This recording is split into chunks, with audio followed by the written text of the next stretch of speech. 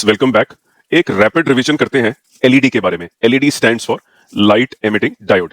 सबसे पहले समझ लीजिए कि एलईडी भी एक पीएन जंक्शन डायोड है, लेकिन ये वाला PN junction diode electrical energy को लाइट एनर्जी में कन्वर्ट करता है। अब नीट के लिए एक गोल्डन रूल को सुनो। एग्जाम में जो बच्चे गलती करते हैं, ध्यान रखें कि एलईडी लाइट एमिटिंग डायोड सिर्फ फॉरवर्ड बायस में काम करती है। अगर आपने गलती से रिवर्स बायस कर दिया तो कोई लाइट नहीं जलेगी, और अगर वोल्टेज ज्यादा हुई तो एलईडी डैमेज भी हो सकती है। तो याद रखें, LED always works in forward bias. आइए बात करते हैं इसके वर्किंग प्रिंसिपल और इसके मटेरियल के बारे में। राइट, जब हम एलईडी को फॉरवर्ड बायस करते हैं तो इलेक्ट्रॉन जो एन साइड पे होते हैं और होल्स जो पी साइड जंक्शन की तरफ भागते हैं, जंक्शन पर दोनों मिलते हैं, जिससे हम कहते हैं रिकॉम्बिनेशन।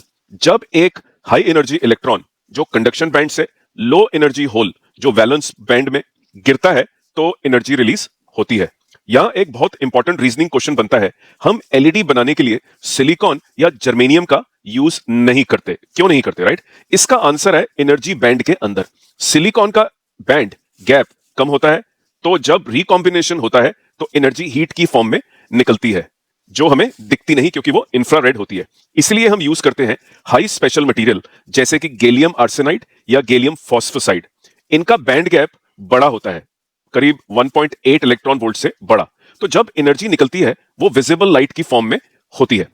अब बात करते हैं इसके सर्किट और न्यूमेरिकल फॉर्मूले के बारे में, क्योंकि देखिए हम एलईडी को डायरेक्टली बैटरी से जोड़ सकते हैं कि नहीं, सवाल उठता है। राइट, नहीं जोड़ सकते क्योंकि एलईडी बहुत नाजुक होती है, अगर करंट थोड़ा सा भी बढ़ा तो ये जल जाएगी। इसलिए एलईडी को जलने से बचाने के लिए हम उसके सीरीज में एक करंट लिमिटिंग रेजिस्टर लगाते हैं। एग्जाम में अगर न्यूमेरिकल आए कि आरएस मतलब करंट लिमिटिंग रेजिस्टर की वैल्यू निकालनी है, तो ये सिंपल फॉर्मूला यूज करें, ओम्स लॉ, मतलब current is equal to source voltage minus the LED voltage drop divided by the RS, where RS is the resistor, जिसको बोलते हैं करंट लिमिटिंग रेजिस्टर।